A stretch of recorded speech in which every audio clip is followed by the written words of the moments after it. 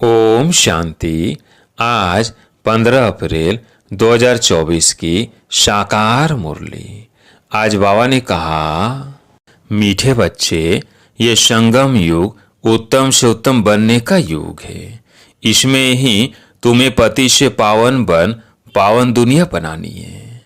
प्रश्न, अंतिम दर्दनाक सीन को देखने के लिए मजबूती किस आधार पर आएगी? उत्तर, शरीर का भान निकालते जाओ। अंतिम सीन बहुत कड़ी है। बाप बच्चों को मजबूत बनाने के लिए अशरीरी बनने का इशारा देते हैं। जैसे बाप इस शरीर से अलग हो तुम्हें सिखलाते हैं, ऐसे तुम बच्चे भी अपने को शरीर से अलग समझो। अशरीरी बनने का अभ्यास करो। बुद्धि में रहे कि अब घर जाना है। ओम शांति। मीठे मीठे रूहानी बच्चे हैं तो जिस्म के साथ, बाप भी अभी जिस्म के साथ है। इस घोड़े व गाड़ी पर सवार है और बच्चों को क्या सिखलाते हैं? जीते जी मरना कैसे होता है और कोई ये सिखला ना सके, सिवाय बाप के। बाप का परिचय सब बच्चों को मिला है। वह ज्ञान सागर पतित पावन है। ज्ञान से ही तुम पति से पावन बनते हो और पावन दुनिया भी बनानी है। इस पति दुनिया का ड्रामा प्लेन अनुसार विनाश होना है। सिर्फ जो बाप को पहचानते हैं और ब्राह्मण भी बनते हैं, वही फिर पावन दुनिया में आकर राज्य करते हैं। पतित बनने के लिए ब्राह्मण भी जरूर बनना है। यह संगम युग है ही पुरुष उत्तम, अर्थात उत्तम ते उत्तम पुरुष बनने का युग। कहेंगे उत्तम तो बहुत साधु संत महात्मा वजीर अमीर प्रेसिडेंट आदि है, परंतु नहीं, यह तो कलयुगी भ्रष्टाचारी दुनिया पुरानी दुनिया है। पति दुनिया में पावन एक भी नहीं। अभी तुम संगम युगी बनते हो। वो लोग पति तो पावनी पानी को समझते हैं, सिर्फ गंगा नहीं, जो भी नदियां हैं जहाँ पानी देखते हैं समझते हैं पानी पावन करने वाला है। यह बुद्धि में बैठा हुआ है। कोई कहाँ जाते हैं, मतलब पानी में स्नान करने जाते हैं, परंतु पानी से तो कोई पावन हो न सके। अगर पानी में स्नान करने से पावन हो जाते फिर तो इस समय सारी सृष्टि पावन होती। इतने सब पावन दुनिया में होने चाहिए। यह तो पुरानी रस्म चली आती है। सागर में भी सारा किचड़ा आदि जाकर पड़ता है, फिर वो पावन कैसे बनाएंगे? पावन तो बनना है आत्मा को। इसके लिए तो परम पिता चाहिए जो आत्माओं को पावन बनाए। तो तुमको समझाना है, पावन होते ही सतयुग में, पतित होते हैं कलयुग में। अभी तुम संगम युग पर हो। पति से पावन होने के लिए पुरुषार्थ कर रहे हो। तुम जानते हो हम शूद्र वर्ण के थे, अब ब्राह्मण वर्ण के बने हैं।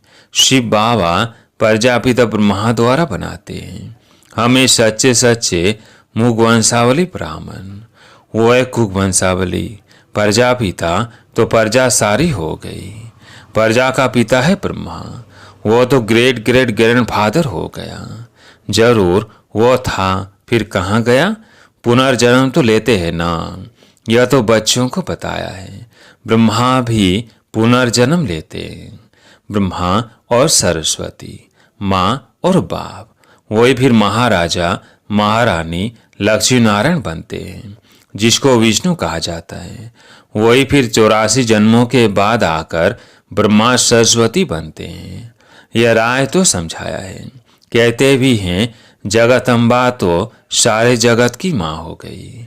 लौकिक माँ तो हरे की अपने अपने घर में बैठी है, परंतु जगदम्बा को कोई जानते ही नहीं। ऐसे अंधश्रद्धा से कह देते हैं, जानते कोई को भी नहीं। जिसकी पूजा करते हैं उनके ऑक्यूपेशन को नहीं जानते। अभी तुम बच्चे जानते हो, रचयिता है ऊंचे ते ऊंच। ये उल्टा झाड़ है, इनका बीज रूप ऊपर में है। बाप को ऊपर से नीचे आना पड़े तुमको पावन बनाने। तुम बच्चे जानते हो बाबा आया हुआ है हमको इस सृष्टि के आदि मध्य अंत का ज्ञान देकर फिर उस नई सृष्टि का चक्रवर्ती राजा रानी बनाते हैं। इस चक्र के राज को दुनिया में तुम्हारे सिवाय और कोई नहीं जानते हैं। बाप कहते हैं फिर 5000 वर्ष बाद आकर तुमको सुनाऊंगा। यह ड्रामा बना बनाया है। ड्रामा के क्रिएटर, डायरेक्टर, मुख्य एक्टर्स और ड्रामा के आदि मध्य अंत को न जाने तुमको बेअकल कहेंगे ना। बाप कहते हैं 5000 वर्ष पहले भी हमने तुमको समझाया था, तुमको अपना परिचय दिया था, जैसे अब दे रहे हैं। तुमको पवित्र भी बनाया था, जैसे अब बना रहा हूँ। अपने को आत्मा समझ बाप को याद करो। वही सर्वशक्तिमान पतित पावन है। गायन भी है अंतकाल जो फलाना सिमरे, बल बल अर्थात घड़ी घड़ी ऐसी योनि में जाए। अब इस समय तुम जन्म तो लेते हो, परंतु शुकर कुकर कुत्ते बिल्ली नहीं बनते हो।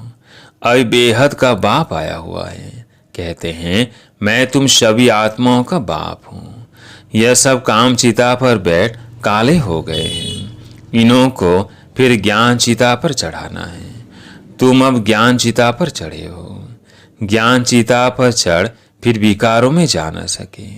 प्रतिज्ञा करते हैं हम पवित्र रहेंगे। बाबा कोई और राखी नहीं बंधवाते हैं।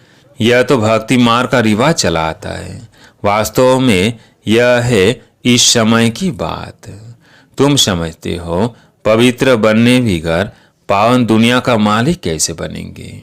फिर भी पक्का कराने के लिए बच्चों से प्रतिज्ञा कराई जाती है। कोई ब्लड से लिख कर देते हैं, कोई कैसे लिखते हैं। बाबा आप आए हैं, हम आपसे वर्षा जरूर लेंगे। निराकार साकार में आते हैं ना। जैसे बाप परम धाम से उतरते हैं, वैसे तुम आत्माएं भी उतरती हो। ऊपर से नीचे आती हो पाठ बजाने। यह तुम समझते हो। यह सुख और दुख का खेल है। आधा कल्प सुख और आधा कल्प दुख है। बाप समझाते हैं 4 भाग में 3 भाग से भी तुम जास्ती सुख भोगते हो। आधा कल्प के बाद भी तुम धनवान थे। कितने बड़े मंदिर आदि बनवाते हैं। दुख तो पीछे होता है जब बिल्कुल तम प्रधान भक्ति बन जाती है। बाप ने समझाया है तुम पहले पहले अव्यभिचारी भक्त थे, सिर्फ एक ही भक्ति करते थे। जो बाप तुमको देवता बनाते हैं, सुखधाम ले जाते हैं, उनकी ही तुम पूजा करते थे। फिर बाद में व्यभिचारी भक्ति शुरू होती है। पहले एक ही पूजा, फिर देवताओं की पूजा करते थे। अभी तो 5 भूतों के बने हुए शरीरों की पूजा करते हैं। चैतन्य की भी तो जड़ की ही पूजा करते हैं। 5 तत्वों के बने हुए शरीर को देवताओं से भी ऊंच समझते हैं। देवताओं को तो सिर्फ ब्राह्मण हाथ लगाते हैं। तुम्हारे तो ढेर के ढेर गुरु लोग हैं। यह बाप बैठ बताते हैं। यह दादा भी कहते हैं हमने भी सब कुछ किया। भिन्न भिन्न हठयोग आदि, कान नाक मोड़ना आदि सब कुछ किया।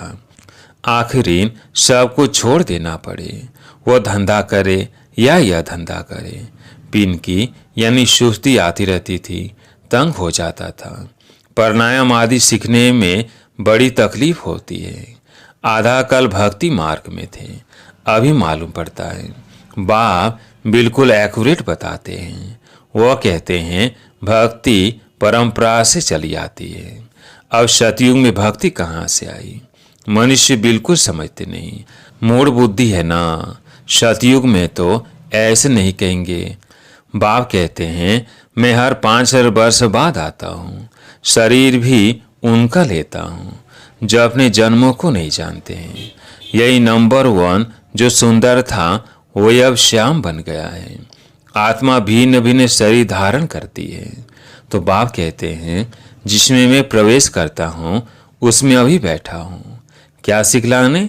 जीते जी मरना। इस दुनिया से तो मरना है ना। अभी तुमको पवित्र होकर मरना है। मेरा पाठ ही पावन बनाने का है। तुम भारतवासी बुलाते ही हो हे पतित पावन, और कोई ऐसे नहीं कहते हे लिबरेटर। दुख की दुनिया से छुड़ाने के लिए आओ। सब मुक्ति धाम में जाने के लिए ही मेहनत करते हैं।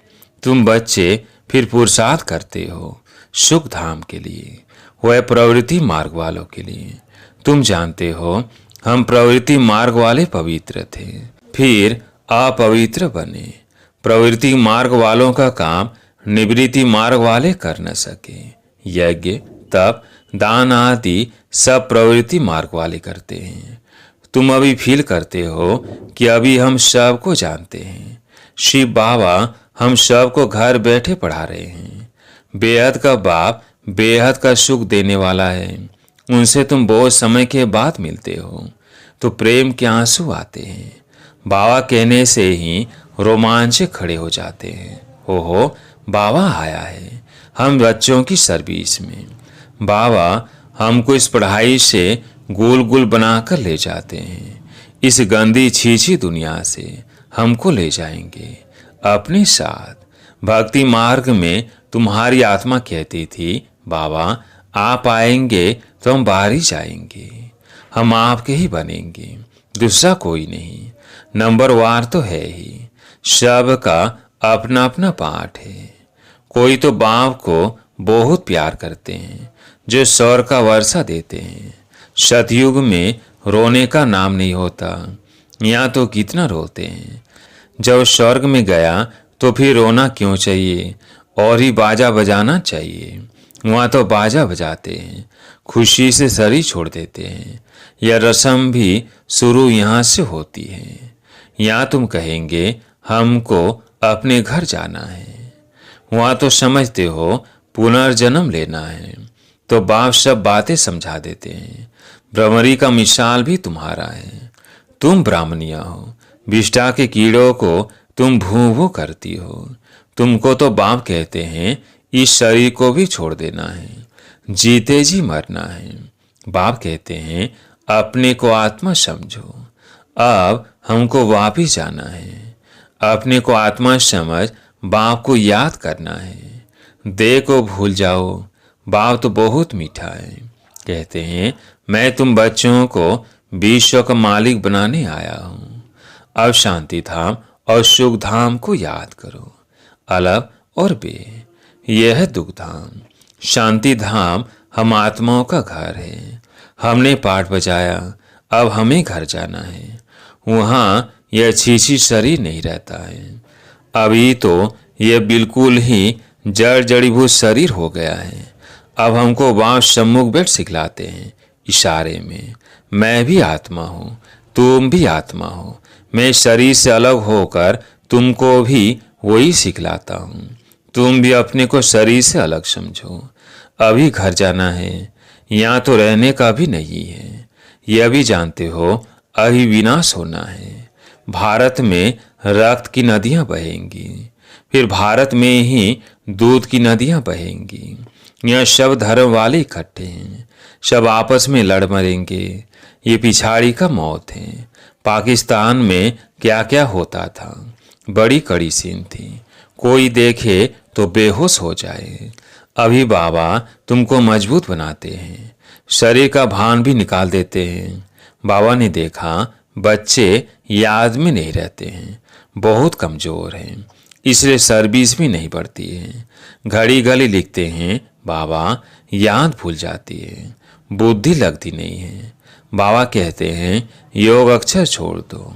विश्व की बादशाही देने वाले बाप को तुम भूल जाते हो।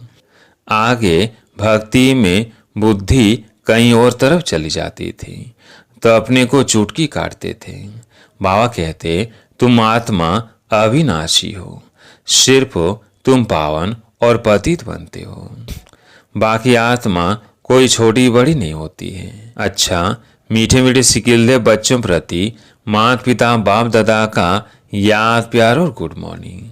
रूहानी बच्चों को रूहानी बाप की नमस्ते। धारणा के लिए मुख्य सार। पहला पॉइंट है, अपने आप से बातें करो। ओहो, बाबा आया है हमारी सर्विस में, वो हमें घर बैठ पढ़ा रहे हैं। बेहद का बाबा बेहद का सुख देने वाला है, उनसे हम अभी मिले हैं। ऐसे प्यार से बाबा कहो और खुशी में प्रेम के आंसू आ जाए, रोमांच खड़े हो जाए। दूसरा पॉइंट है, अब वापस घर जाना है, इसलिए शव से ममत्व निकाल जीते जी मरना है। इस देह को भी भूलना है, इससे अलग होने का अभ्यास करना है। आज प्यारे मीठे बाबा का वरदान, बीती हुई बातों व वृत्तियों को समाप्त कर संपूर्ण सफलता प्राप्त करने वाली स्वच्छ आत्मा भव। बीती हुई बातों व वृत्तियों को समाप्त कर संपूर्ण सफलता प्राप्त करने वाली स्वच्छ आत्मा भव। सेवा में स्वच्छ बुद्धि, स्वच्छ वृत्ति और स्वच्छ कर्म सफलता का सहज आधार है। कोई भी सेवा का कार्य जब आरंभ करते हो तो पहले चेक करो कि बुद्धि में किसी आत्मा की बीती हुई बातों की स्मृति तो नहीं है।